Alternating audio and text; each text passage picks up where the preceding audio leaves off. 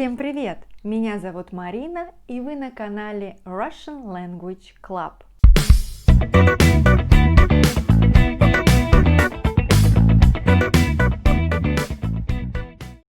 Вы уже посмотрели видео 10 фактов о Москве? Если нет, то сначала посмотрите то видео, а потом это. А если вы уже посмотрели, то проверьте, все ли факты вы нашли неправильные. День города Москвы начали отмечать с 1847 года, когда Москве исполнилось 700 лет. Это был первый день рождения города. В это же время назначили и точную дату для праздника. Раньше это было весной, 4 апреля. А в 1947 году, когда Москве исполнилось 800 лет, дату праздника перенесли на осень, на сентябрь. После праздник отмечали или в конце августа, или в начале сентября, да и отмечали не каждый год. Только с 1997 года День города стали отмечать каждый год, и по традиции это были первые выходные сентября, чтобы москвичи могли хорошо и весело отдохнуть. И да, в 2020 году Москве исполнилось 873 года. Как вы думаете, это старый город? А теперь вспомним факты, которые я называла. Первый факт. Администрация столицы дарила автомобиль «Москвич» всем молодым семьям. Конечно, это неправда. Да, автомобиль «Москвич» есть. Его производили на Московском автомобильном заводе КИМ, Коммунистический интернационал партии. Но этот автомобиль никогда не дарили молодым семьям. Да и вообще администрация города не дарит автомобили молодым семьям. Второй факт. На центральной улице Москвы находится памятник князю Юрию Долгорукому. Это правда. Князь Юрий Долгорукий является основателем города Москвы. И поэтому в центре города на улице Тверской находится его памятник. Князь Юрий Долгорукий был сыном великого князя Владимира Мономаха. Он был из династии Рюриковичей. Третий факт. В Москве 9 вокзалов и 4 аэропорта. Это правда. Москва очень крупный транспортный центр.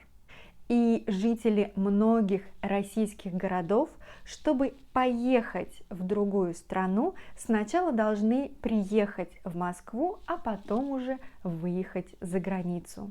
Четвертый факт. Самый популярный транспорт в Москве – это метро. Конечно, это правда.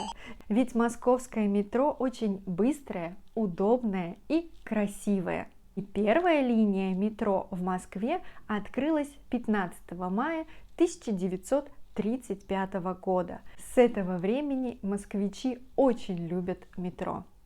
Пятый факт. В 1991 году в Москве проходили летние Олимпийские игры. Это неправда. В России только 2 раза проходили Олимпийские игры.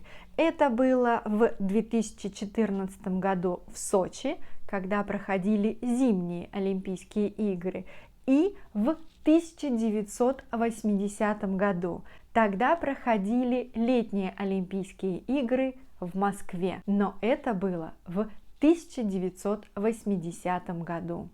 Кстати, это были первые Олимпийские игры на территории Восточной Европы. Четвертый факт – неофициальные названия Москвы. Все неофициальные названия, которые я вам называла, все это правда. Златоглавая. Почему? Потому что золотая голова. Если посмотреть на Москву сверху, то мы увидим очень много церквей, а это купола, золотые купола или золотые главы.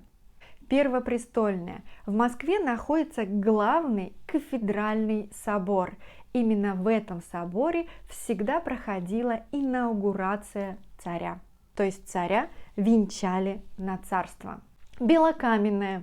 До XIV века Московский Кремль был деревянный, из дерева, а с XIV по XV век Московский Кремль перестроили и сделали его из белого камня, белокаменный. Сейчас Московский Кремль красного цвета, он сделан из красного кирпича, но название все еще существует. Город на 7 холмах. Все просто, Москва строилась на 7 холмах. Сейчас в Москве стало больше холмов, но историческое название осталось. Самое интересное неофициальное название – это Порт 5 морей. В Москве нет моря, но название есть. Почему? Потому что в 1936 году построили канал имени Москвы, и этот канал соединил Москву с 5 морями – Черным, Белым, Балтийским, Азовским и Каспийским.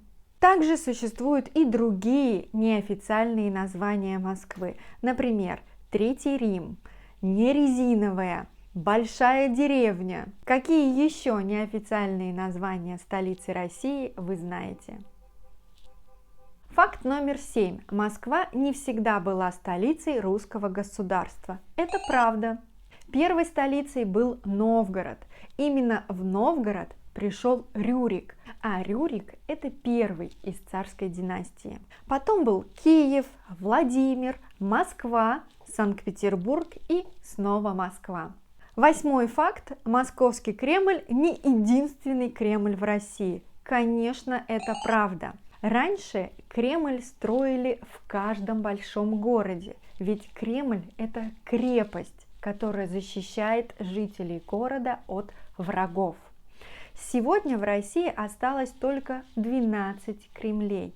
Это самый древний Кремль в Великом Новгороде, самый южный Кремль в Астрахани, также Кремль в Москве, в Ростове, в Тобольске находится самый восточный Кремль, а в Пскове самый западный Кремль. И еще в Нижнем Новгороде, в Коломне, в Рязани, в Зарайске. Мало кто знает, что даже есть такой город, а также в Туле и в Казани. 9 факт. В Москве есть свой Эрмитаж. Это правда. Только в Москве сад Эрмитаж – это парк, а никакой не музей.